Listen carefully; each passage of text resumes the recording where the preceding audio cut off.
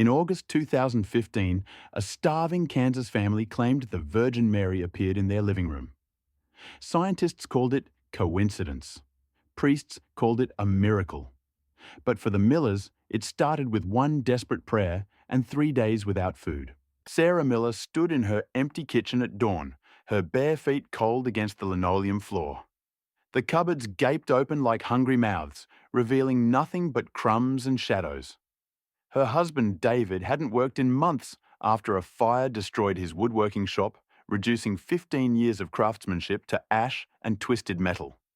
Their 3 children, Emily, 12, Jacob, 9, and little Lily, just 4, hadn't eaten a real meal in 72 hours. The silence in the house felt heavy, broken only by the tick of an old wall clock and the soft whimper of Lily asking for breakfast that didn't exist. Emily tried to comfort her little sister, offering sips of water from a plastic cup, while Jacob sat hunched at the kitchen table, his thin shoulders shaking as he pressed his hands to his aching stomach. "Mom, are we going to die?" Jacob whispered, his voice barely audible above the morning stillness. Sarah's heart shattered into pieces. She knelt beside her son, pulling him close, feeling how his ribs pressed against his shirt. The question she'd been dreading, the one that haunted her dreams, hung in the air like smoke. She had no answer that wouldn't terrify them more. That afternoon, with the last of her pride crumbling like stale bread, she gathered her children and walked them hand in hand down Maple Street to St. Joseph's Church. Each step felt like surrender, each breath a prayer she wasn't sure anyone was hearing. The August heat pressed down on them as they moved slowly past neighbors' houses where dinner smells would soon fill the air. What happened next inside that small American home with peeling paint and creaking floors would divide scientists, captivate priests, and change not only one family's fate, but the faith of an entire town. Within 24 hours, their grocery bill would mysteriously glitch from $187 to $72. Strangers would claim to see visions of a woman in blue, and the fragrance of roses would fill rooms where none had ever bloomed. Stay with us until the end, because what unfolded over the next 72 hours defied every logical explanation and transformed a town's understanding of the impossible. Willow Creek, Kansas, wasn't the kind of place where headlines were born. With barely 4,000 souls scattered across endless wheat fields and dusty highways, it was a town that breathed with the rhythm of farming seasons and Sunday services. People here believed in hard work, keeping struggles private and making do with whatever they had. The Miller family had been the embodiment of those values for over a decade. The Millers had once been the picture of small-town stability, their story woven into the fabric of Maple Street like countless other American families chasing modest dreams. David, a master carpenter with hands that could coax beauty from raw wood, ran his workshop from a converted barn behind their modest blue house.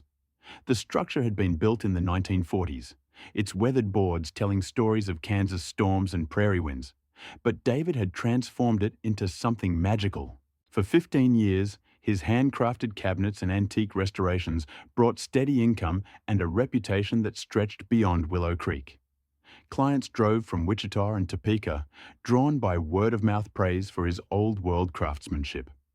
David specialized in period furniture restoration, breathing new life into damaged pieces that others might discard. His workshop hummed with the sounds of saws and sanders, the sweet smell of wood shavings mixing with the promise of creation. Sarah, armed with an accounting degree from Kansas State, managed the business side of their operation while raising their 3 children. She balanced invoices in the evenings after putting the kids to bed, her calculator clicking away at the kitchen table while David sketched designs for new projects. Their partnership worked like a well-oiled machine, each understanding their role in building the life they'd dreamed of during their college years. Emily, their eldest, had inherited Sarah's thoughtful nature and love of reading. She could often be found curled in the workshop's corner, homework spread across a makeshift desk, content to study while her father worked. Jacob possessed David's curiosity about how things fit together, always tinkering with wood scraps and asking endless questions about joints and grain patterns. Little Lily was the family's heartbeat, a preschooler whose laughter could fill any room and whose presence reminded everyone that joy could be found in the smallest moments. Their life felt ordinary in the best possible way, secure, predictable, blessed with the quiet satisfaction that comes from honest work and family love. The house on Maple Street had become their sanctuary, its rooms filled with furniture David had crafted and memories Sarah had carefully tended. Sunday dinners gathered them around a oak table David had built for their 5th anniversary, its surface worn smooth by countless meals and homework sessions. But ordinary lives can unravel with terrifying speed, and the Millers learned this truth in the harshest way possible. The first crack in their foundation came through a phone call on a grey December afternoon in 2014. Sarah answered while folding laundry, expecting to hear from a client about a delivery date. Instead, she found herself listening to a bankruptcy attorney explaining that Riverside Development, a company that owed David's workshop over $40,000 for a large custom kitchen job, was dissolving into legal paperwork. The kitchen project had consumed 3 months of David's time and most of their materials budget. Hand-carved cabinets in cherry and maple, custom drawers with dovetail joints, countertops crafted to perfection. All of it delivered and installed, with payment promised upon completion. Now that promise evaporated into the cold December air, leaving the Millers staring at a mountain of unpaid bills and empty bank accounts. "We'll bounce back," Sarah told David that night as they sat at their kitchen table, calculator and checkbook spread between them like battle plans. "We always do." David nodded, his calloused hands wrapped around a coffee mug, but worry lines creased his forehead. $40,000 wasn't just money. It represented months of labor, trust given to the wrong people, and a financial blow that would take years to recover from under the best circumstances. They tightened their belts, cancelled the family vacation they'd planned for spring, and assumed they would weather the storm as they always had. Sarah picked up freelance bookkeeping work for local businesses, her laptop glowing late into the night as she processed invoices and tax returns. David took on smaller projects, repairing kitchen cabinets, refinishing dining room tables, anything that could bring in quick cash while they waited for larger contracts. For a few weeks, their strategy seemed to work. The children barely noticed the changes. Dinner portions grew smaller, but Sarah disguised it by serving more vegetables from their garden. Store-brand cereal replaced the name brands, and family movie nights shifted from the theatre to their living room couch. They were managing, surviving, even finding moments of gratitude in their reduced circumstances. Then January brought disaster that would shatter their fragile stability forever. The fire started at 2:17 a.m. on a bitterly cold Tuesday in January 2015. Sarah would later remember the exact time because she was awake, nursing baby Lily through a bout of winter flu. The house was silent except for the soft sounds of her daughter's breathing and the occasional creak of old wood settling in the Kansas cold. The first hint of disaster came as a faint orange glow through the bedroom window, followed by the acrid smell of smoke. Sarah's heart seized as she realized the light was coming from behind the house, from the direction of David's workshop. She laid Lily gently in her crib and shook David awake, her voice tight with panic. "David, wake up. Something's wrong with the barn." He was out of bed and pulling on clothes before fully conscious, muscle memory from years of emergency calls as a volunteer firefighter guiding his movements.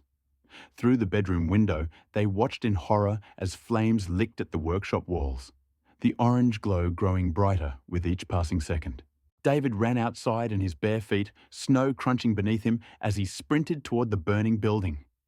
Sarah followed, stopping only to grab the phone and dial 911. The dispatcher's calm voice seemed to come from another world as Sarah screamed their address into the receiver, watching 15 years of her husband's work disappear into an inferno. "Fire department is on the way, ma'am. Is anyone inside the building?" "No, it's just a workshop, but please hurry." By the time the Willow Creek Fire Department arrived, sirens wailing through the winter night, the workshop was fully engulfed. David stood in the snow, his children clinging to Sarah's coat, watching everything he'd built turn to ash. The fire chief, a man David had known since high school, placed a heavy hand on his shoulder. "I'm sorry, David. By the time we got the call, it was too far gone." The firefighters worked through the night, spraying water on the flames until dawn broke grey and cold over the smouldering ruins. What had once been David's pride, his workshop filled with precision tools, exotic wood stockpiles, and half-finished projects, was now a blackened skeleton of timber and twisted metal. Every machine was destroyed. The bandsaw that had been his graduation gift from his father, the planer he'd saved for 2 years to afford, the hand tools inherited from his grandfather, all reduced to charred scrap.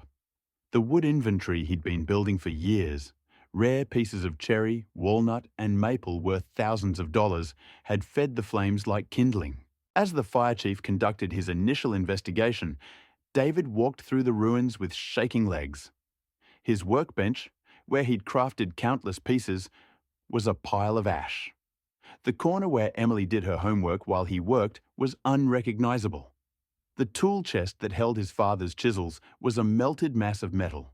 "Looks like an electrical issue," the fire chief said, pointing to what remained of the main panel. "Old wiring, winter cold, maybe a surge. These old buildings, you know." David nodded numbly, but inside he was calculating. Without the workshop, without his tools, how could he work? How could he support his family? The insurance would cover it, he told himself. They'd rebuild, replace everything, start again. But as the weeks turned into months, David learned that insurance companies don't view disasters the same way their victims do. The first adjuster arrived 3 days after the fire, a thin man in an expensive suit who seemed more interested in finding reasons to deny the claim than helping the Miller family recover.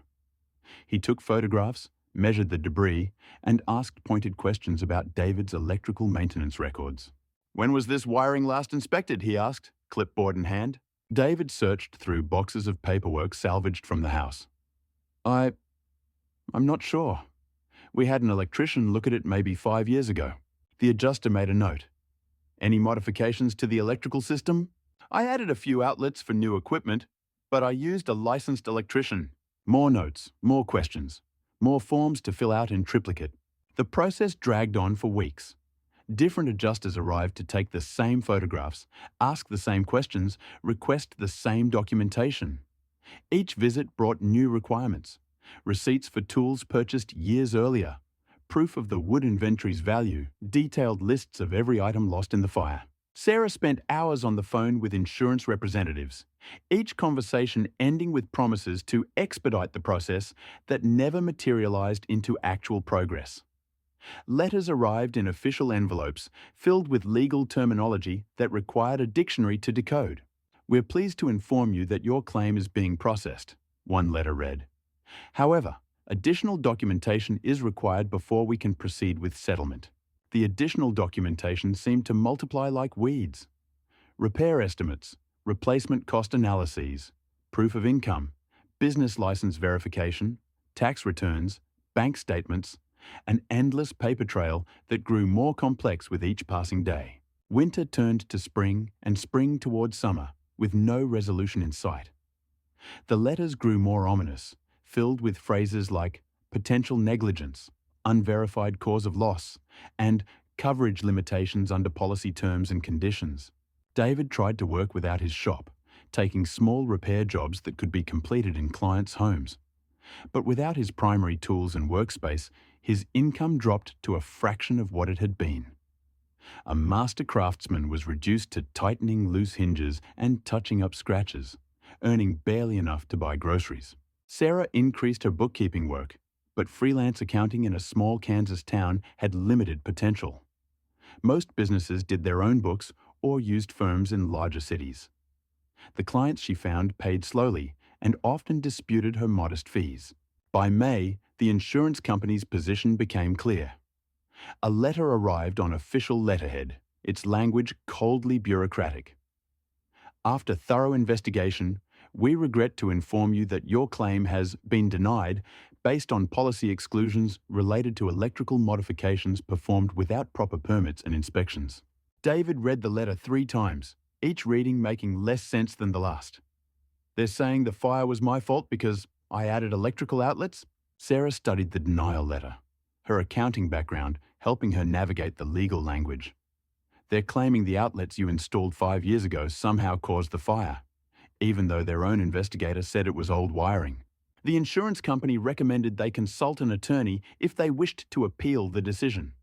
But attorneys cost money the Miller family no longer had, and the legal process could take years with no guarantee of success. David crumpled the letter and threw it in the trash, then immediately retrieved it and smoothed it out on the kitchen table. Even denied, it represented months of hope that had now turned to ash as surely as his workshop.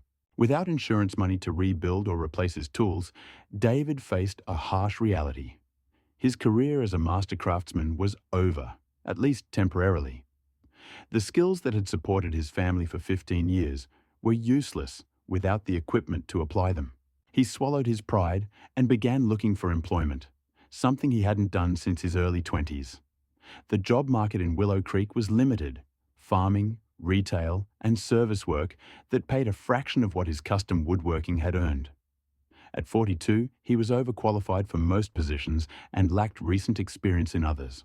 Sarah joined the search, polishing her resume and sending applications to accounting firms in Wichita, Topeka, and Kansas City. But at 37, with a 7-year gap in employment while raising children, she faced a competitive market that favored younger candidates with continuous work histories. "We've chosen another candidate who more closely matches our current needs," became a familiar refrain in rejection emails. "Thank you for your interest in our firm."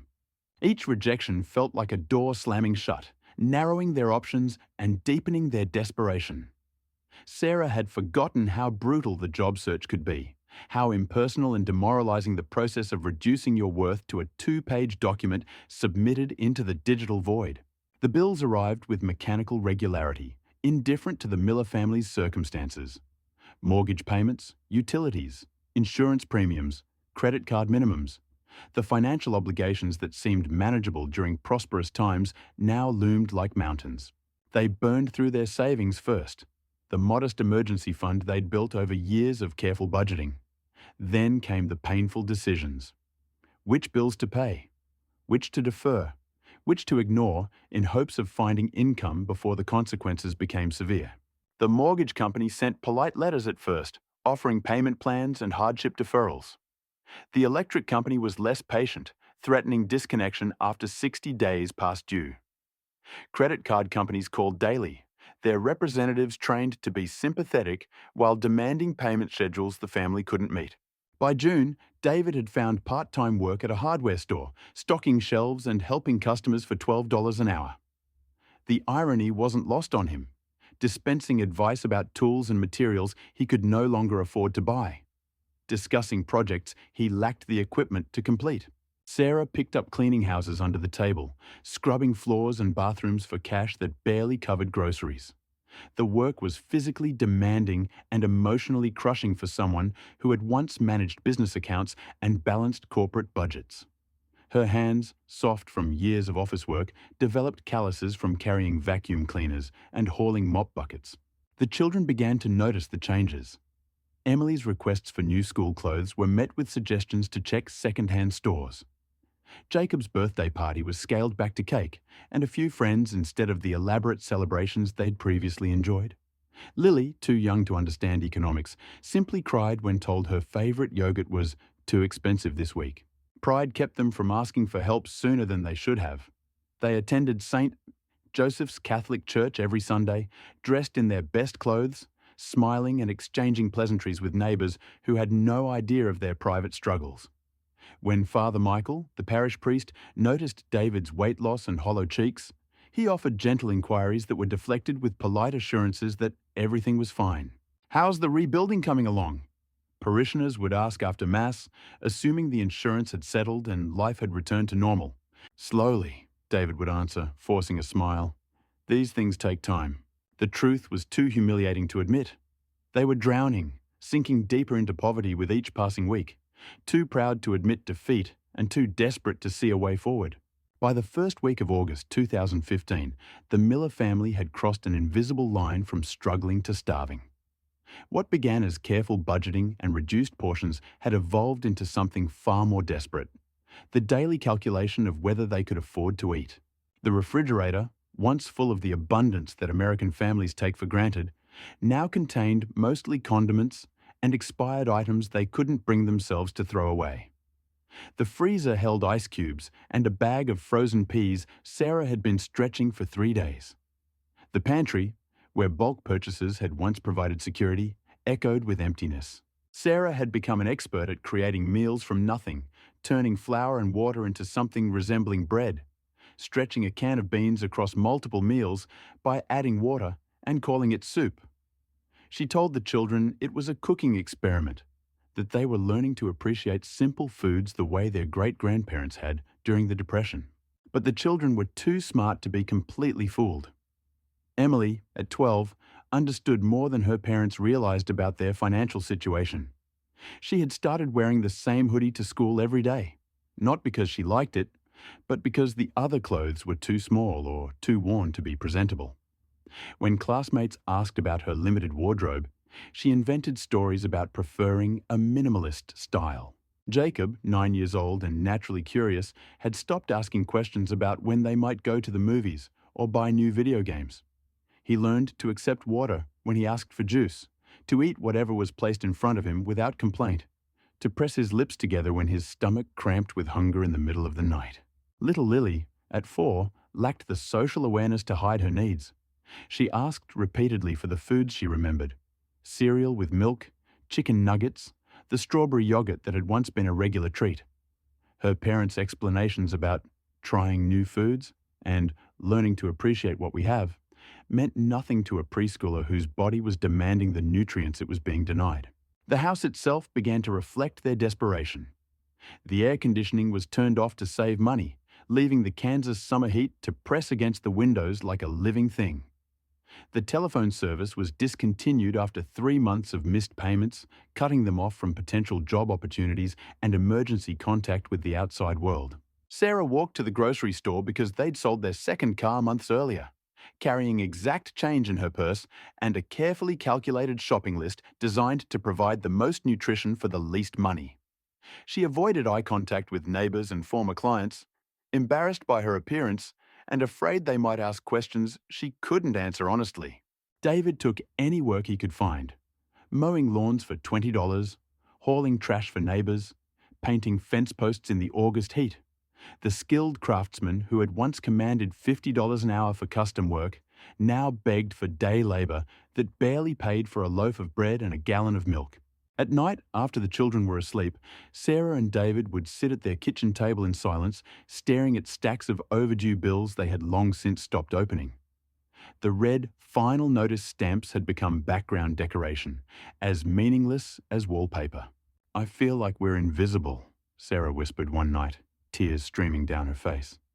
"Like we're disappearing and nobody even sees us." David took her hand, feeling how thin her fingers had become, how her wedding ring now slipped loose because she had lost so much weight. His own hands, once strong enough to shape hardwood and lift heavy beams, trembled with exhaustion and malnutrition. "We'll figure something out," he said. But the words felt hollow. They had been saying the same thing for months, and their situation had only grown more desperate. August 10th marked the beginning of what would be their final test of endurance. Sarah opened every cabinet in the kitchen, hoping against hope to find something she had overlooked, some forgotten can or box that could provide one more meal for her children. She found half a jar of peanut butter, crystallized and nearly empty. A handful of flour remained in the bottom of a 5-pound bag. One box of herbal tea, the kind she'd never particularly liked, sat forgotten behind the baking soda. That evening, she mashed the peanut butter with stale bread crusts, adding water to make it spread further, and presented it to her children as a special recipe. They ate without complaint, though Emily noticed her mother's plate remained empty. "Mom, you're not eating," she said with the quiet intensity of a child forced to grow up too fast. Sarah smiled weakly, the expression requiring tremendous effort. "I'm just not hungry tonight, sweetheart." The lie tasted bitter in her mouth. She was starving, her body consuming itself to keep functioning. But the instinct to feed her children came before everything else, including her own survival. Tuesday brought more of the same. Breakfast was hot tea with the last spoonful of sugar, served in their best cups to make it feel special. Lunch was the heel of bread split 4 ways, each piece so small it barely qualified as food. Jacob ate his portion quickly, then clutched his stomach. "It hurts today," he murmured, trying not to cry. "Right here." He pressed his small hands against his abdomen, where his body was beginning to digest its own muscle tissue for energy. Lily sobbed openly, past the age where distraction techniques worked. She wanted cereal. She wanted yogurt. She wanted anything that might fill the growing emptiness inside her tiny body. Sarah held her and hummed lullabies, but maternal comfort couldn't replace the calories her daughter desperately needed.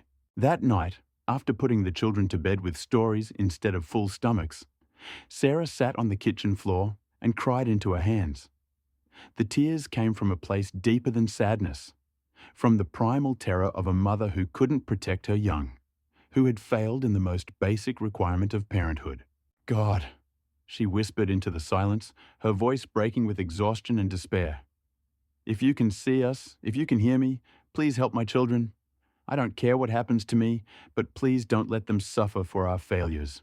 Her prayer seemed to disappear into the empty house, absorbed by the walls that had witnessed months of gradual collapse. She had no reason to believe anyone was listening, no evidence that her words had traveled beyond her own breaking heart. But sometimes, in moments of deepest despair, heaven moves in ways that human understanding cannot grasp. Wednesday, August 12th, dawned heavy and oppressive, the Kansas heat already building before sunrise. The Miller house stirred slowly, its occupants weakened by days of inadequate nutrition and the kind of exhaustion that sleep couldn't cure. Sarah woke first, as mothers do, her body trained by years of early rising to attend to her family's needs. But when she swung her legs out of bed, dizziness overwhelmed her. The room spun for several seconds before stabilizing, a warning sign that her body was running on fumes. She made her way to the kitchen, moving carefully to avoid another dizzy spell, and opened the refrigerator with the desperate hope that food might have somehow appeared overnight. The shelves stared back at her with cruel emptiness. A jar of mustard, half a stick of butter going rancid, and a carton of milk that had soured days earlier, but which she couldn't bring herself to throw away because it represented money they'd spent when they had no money to spend. The pantry offered equally grim prospects. The flour bag, when shaken, revealed perhaps a cup of dusty remains. A dented can of green beans, forgotten behind the baking soda, represented their only real food. The herbal tea, weak and unsatisfying, would have to serve as breakfast for 4 people. The children emerged from their bedrooms like ghosts, their movements slow and their eyes dull with the peculiar exhaustion that comes from sustained hunger. Emily tried to maintain her role as the responsible older sister, helping Lily brush her teeth and attempting to braid her tangled hair. But her hands shook with the effort, and she had to sit down twice to avoid fainting. Jacob, normally energetic and curious, moved like an old man, each step requiring conscious effort. His clothes, which had fit perfectly at the start of summer, now hung loose on his diminishing frame. Dark circles under his eyes made him look far older than his 9 years. Lily, too young to understand why her world had changed so dramatically, cried with the persistent wail of a child whose basic needs weren't being met. Her little body, designed for growth and play, was instead consuming itself to survive. Her hair had lost its shine, her skin was pale, and her usual cheerful chatter had been replaced by listless confusion. Sarah heated water for tea, the ritual of preparation helping her maintain the illusion that she was providing breakfast rather than simply delaying starvation. She served it in their best cups with a brightness that required tremendous effort. "This is a special morning tea," she announced, forcing enthusiasm into her voice. "It's the kind that kings and queens drink in their castles." Emily played along, lifting her cup with exaggerated elegance. "It's delicious, Mother," she said in a fake British accent, trying to make Lily giggle. But the little girl just stared at the weak tea, understanding on some primitive level that liquid couldn't fill the gnawing emptiness in her stomach. Around 10 o'clock, disaster struck in a way that crystallized their desperate situation. Jacob, attempting to help by carrying his empty teacup to the sink, suddenly swayed on his feet. His knees buckled, and he would have fallen hard if Sarah hadn't caught him at the last second. "I'm okay," he insisted weakly, his voice barely a whisper. "Just got dizzy for a minute." But Sarah could feel how light he had become, how his body had been stripped of everything non-essential by weeks of inadequate nutrition. This wasn't just hunger anymore. It was the beginning of serious malnutrition, the point where a child's developing body starts to shut down non-essential functions to preserve life. Emily, witnessing her brother's near collapse, finally broke the silence that had protected them all from acknowledging their situation. "Mom," she said, her voice steady but filled with an adult gravity no 12-year-old should possess. "Why don't we have food anymore? What's going to happen to us? Are we going to die?" The question hung in the air like smoke, impossible to ignore or deflect with cheerful explanations about trying new things or learning to appreciate simplicity. Emily was asking the question they were all thinking, the fear that stalked them through hungry nights and empty days. Sarah froze, her throat closing around words she couldn't say. How do you explain to a child that their parents have failed in the most basic requirement of parenthood? How do you admit that despite working every day, despite trying every option, despite sacrificing everything, you cannot provide the food that keeps children alive? She pulled Emily close, feeling the sharp angles of her daughter's shoulder blades through her thin shirt. "I won't let that happen," she whispered, but the promise felt hollow. "I won't let anything happen to you." But promises don't fill stomachs, and hope doesn't replace calories. By noon, Sarah understood with crystal clarity that they had reached the absolute end of their resources. There was no money left to stretch, no credit left to use, no possessions left to sell. They had arrived at the moment every parent fears, the complete inability to provide for their children's most basic needs. She looked at her 3 children, each bearing the physical evidence of their family's collapse, and made a decision that shattered the last of her pride. She would walk to St. Joseph's Church and ask Father Michael for help. She would humble herself in front of their community, admit their failure, and beg for the charity she had always given to others but never imagined needing herself. The walk to the church would require more courage than any decision she had ever made. Each step would carry the weight of admission, the acknowledgement that the Miller family, once stable, once secure, once proud, had fallen so far that they needed rescue. She washed the children's faces with precious water, combed their hair as best she could, and prepared for the hardest walk of her life. In her purse, she carried $3.25 in change, every penny remaining from what had once been a comfortable middle-class existence. The 2 blocks from Maple Street to the church felt like miles under the August sun. Sarah walked slowly, partly to preserve energy and partly because each step brought them closer to a moment she had been dreading for months.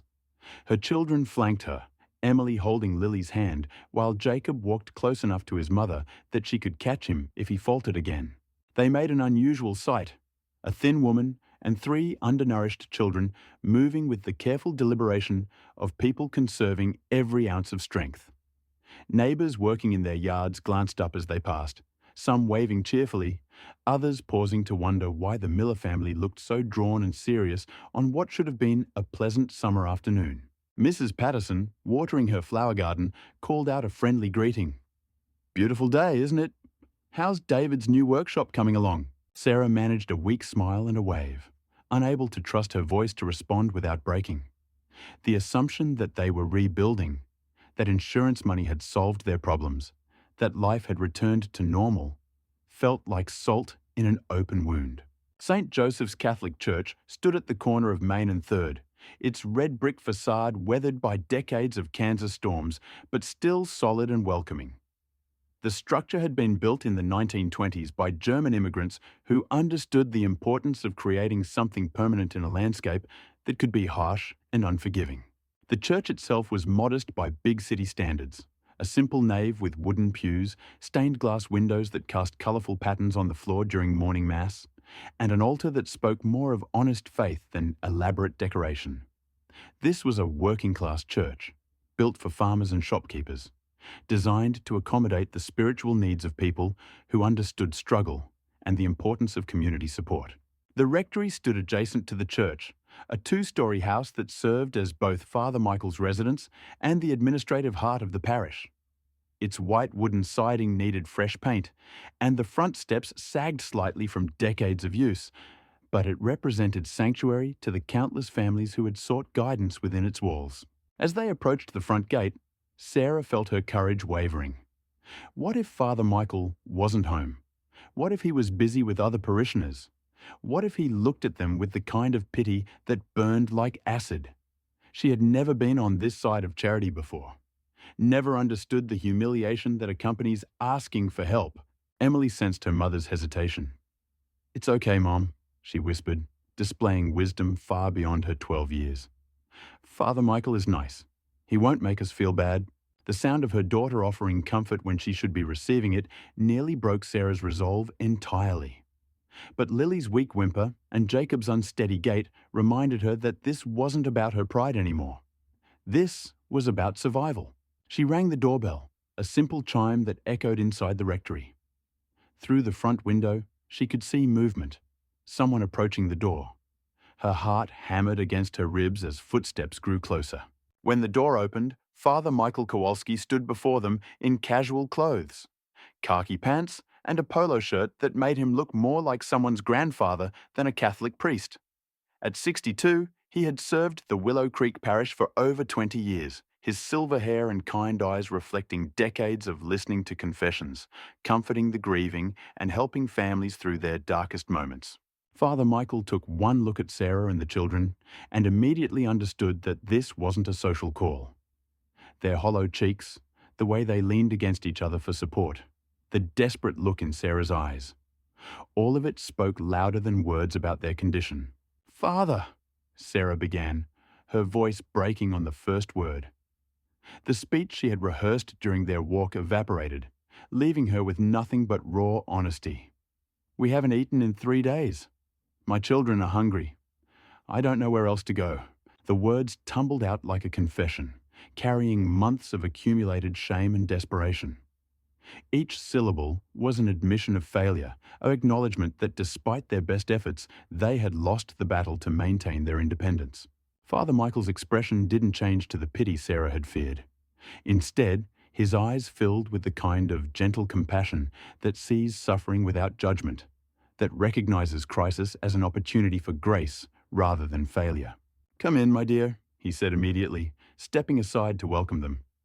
"All of you, come in where it's cool."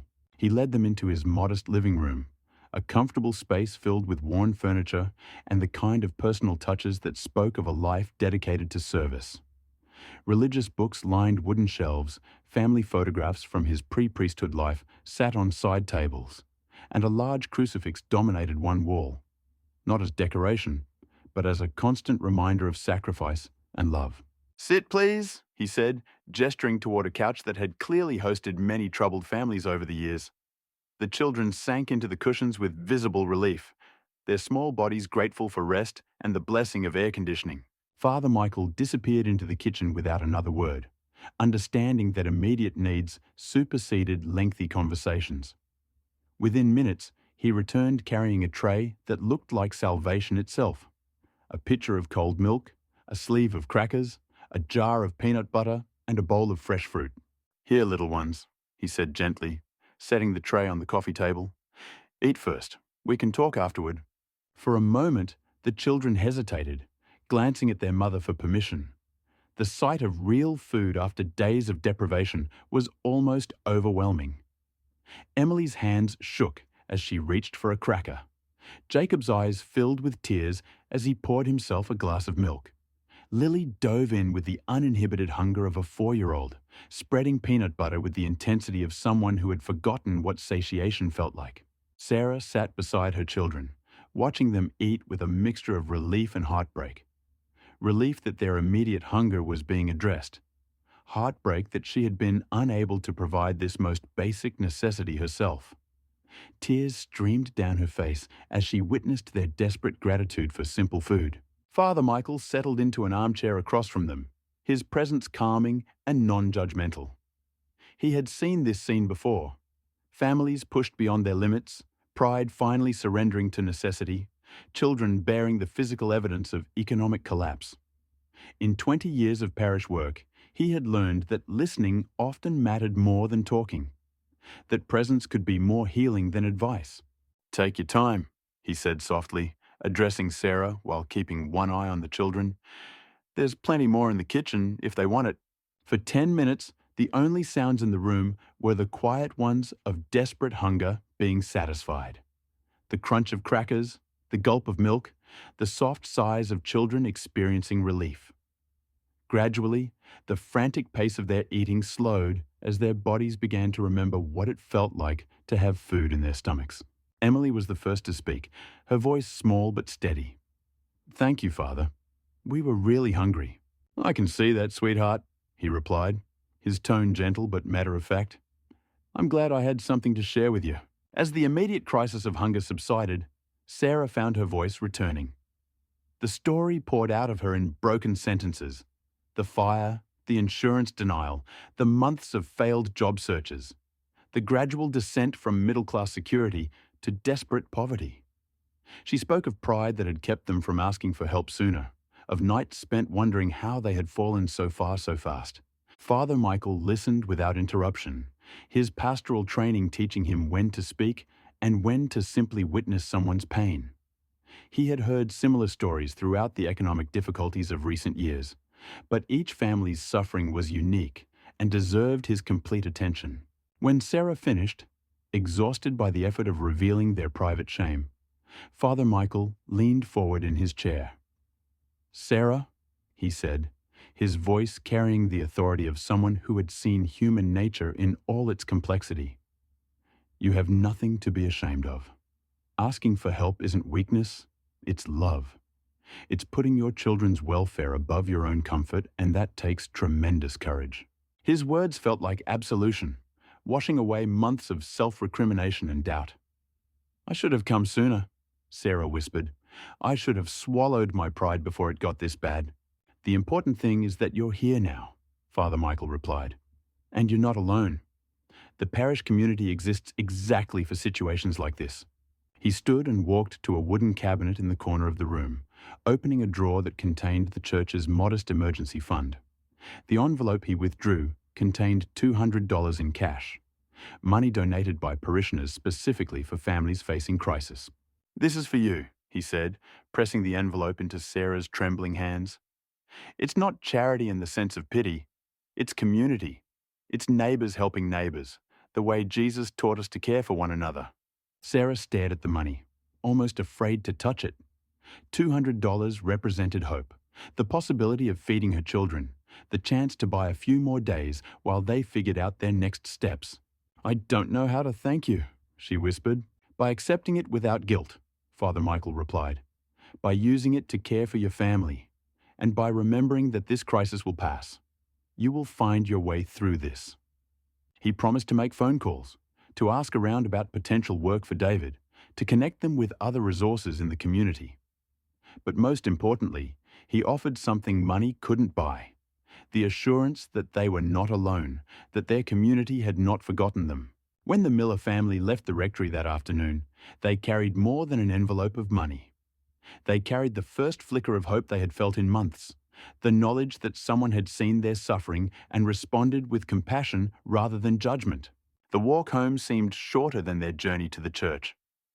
The children walked with lighter steps, their immediate hunger satisfied and their spirits lifted by kindness.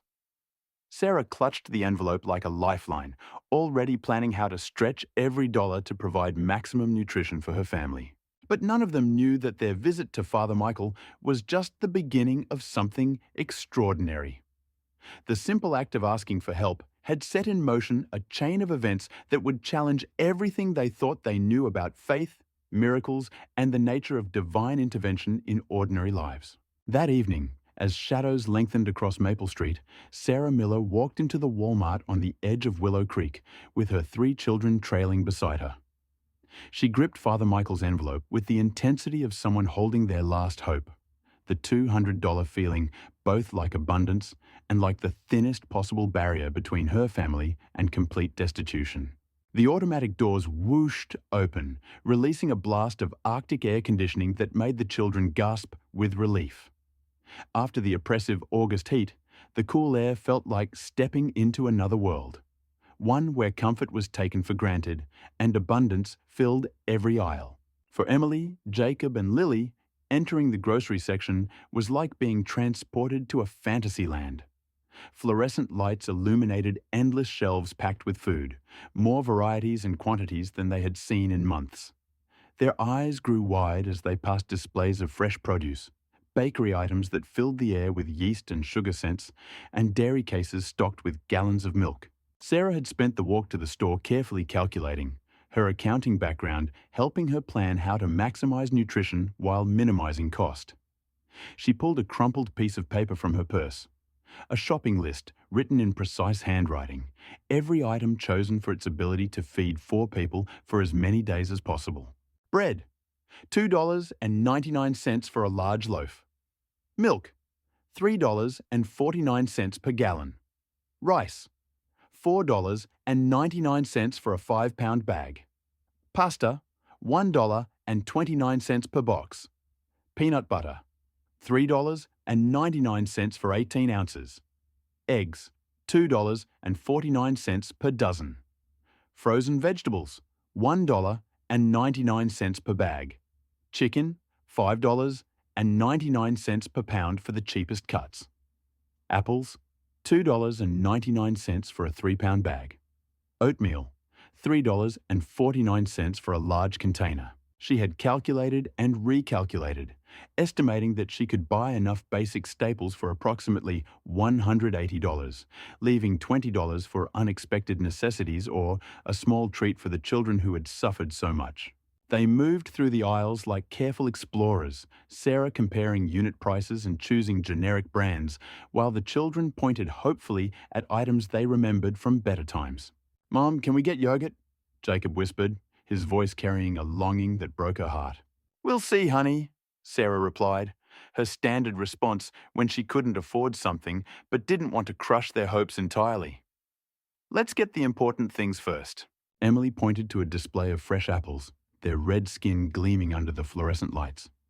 "These look so good. We haven't had apples in forever." Sarah checked her list, then the prices. The apples were within budget, a small luxury that would provide vitamins her children desperately needed. "Put a bag in the cart," she said, watching Emily's face light up with a joy that should have been ordinary but had become precious. Little Lily, riding in the cart's child seat, reached for everything within her grasp. Boxes of cereal, packages of cookies, bottles of juice. Each item she touched represented a memory of abundance, a time when grocery shopping was about preferences rather than survival calculations. "Cookies, Mama," she said with the urgent longing of a 4-year-old. "Please, cookies." Sarah's heart ached.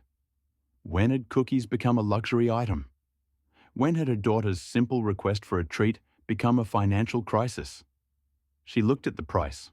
$3.49 for a package of generic chocolate chip cookies.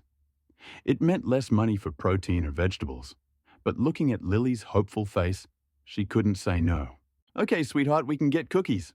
They continued through the store methodically, filling their cart with the basics that would keep them alive for another week. Sarah maintained a running total in her head, her accounting skills helping her track every dollar as it was committed to their survival. At the meat counter, she chose the cheapest ground beef available, calculating how to stretch a single pound across multiple meals. The butcher, a kind man in his 50s, noticed her careful deliberation over prices.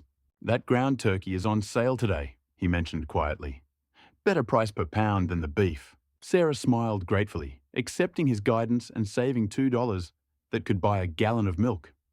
These small kindnesses from strangers had become more meaningful than grand gestures from better times. The produce section offered both hope and heartbreak. Fresh fruits and vegetables, essential for her children's health, commanded prices that seemed astronomical when calculated against their total budget.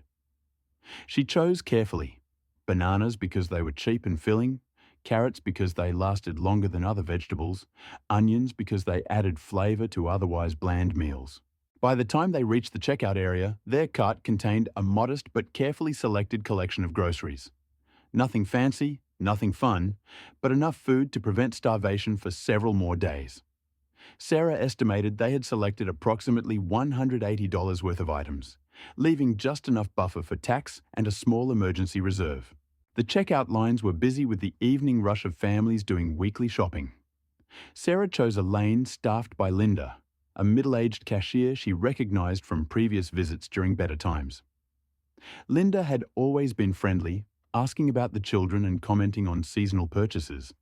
Tonight, her presence felt like a small comfort. "How are you all doing today?"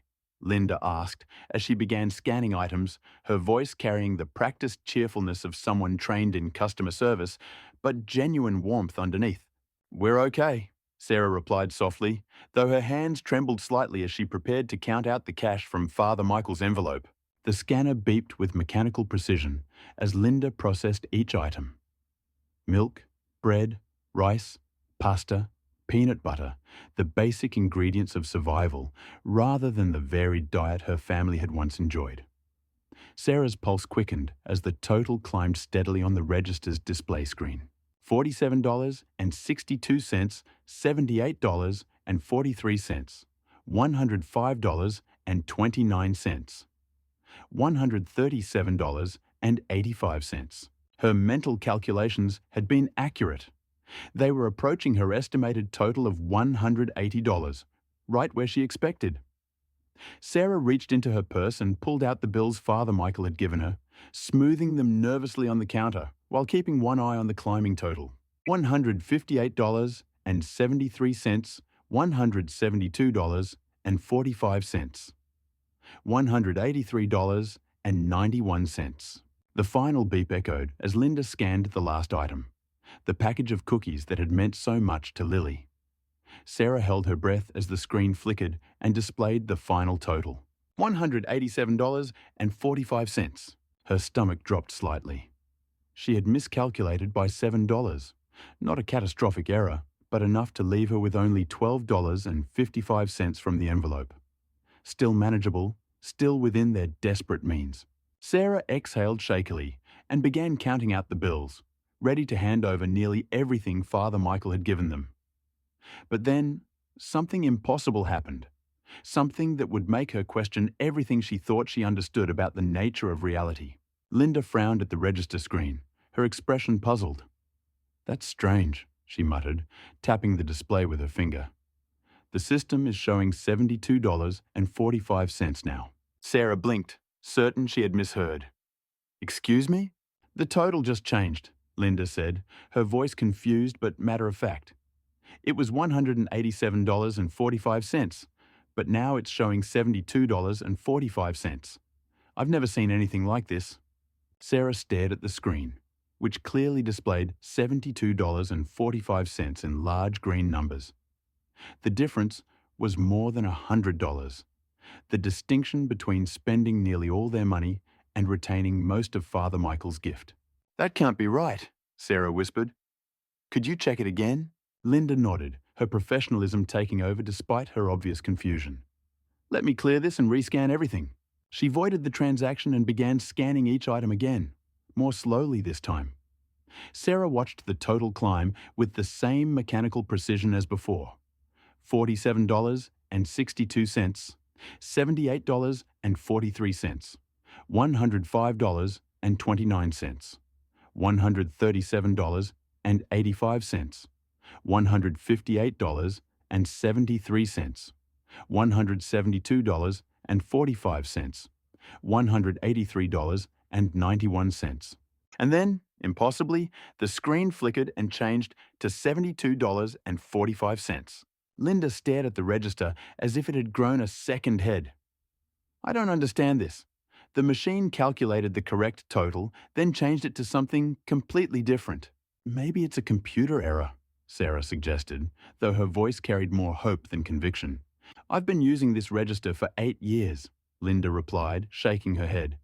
"It's never done anything like this. Let me try one more time." The third scan produced identical results. A correct total of $187.45 that mysteriously transformed into $72.45. Linda called her supervisor, a tired-looking woman who examined the receipt, checked the register's programming, and finally shrugged. "The system is working normally in every other respect," the supervisor said. I can't explain why it's showing this total, but company policy is that we charge what the register displays. $72.45 is what you'll pay today. Sarah's hands trembled as she counted out the money, still unable to believe what was happening. She paid $72.45 and received change, walking away with her receipt, a cart full of groceries, and more than $120 still remaining in Father Michael's envelope. But the miracle wasn't finished. As they loaded bags into their car in the parking lot, Sarah noticed items she was absolutely certain she hadn't selected. A bottle of olive oil sat nestled between the bread and milk. A package of shredded cheese lay among the vegetables. A chocolate bar. Real chocolate, not the store brand she would have chosen if she could have afforded any chocolate at all, rested on top of the grocery bags.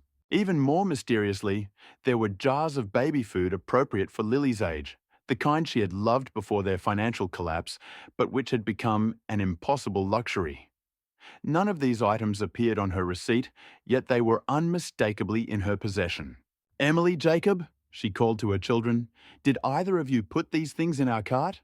Both children shook their heads, their eyes wide with confusion and wonder.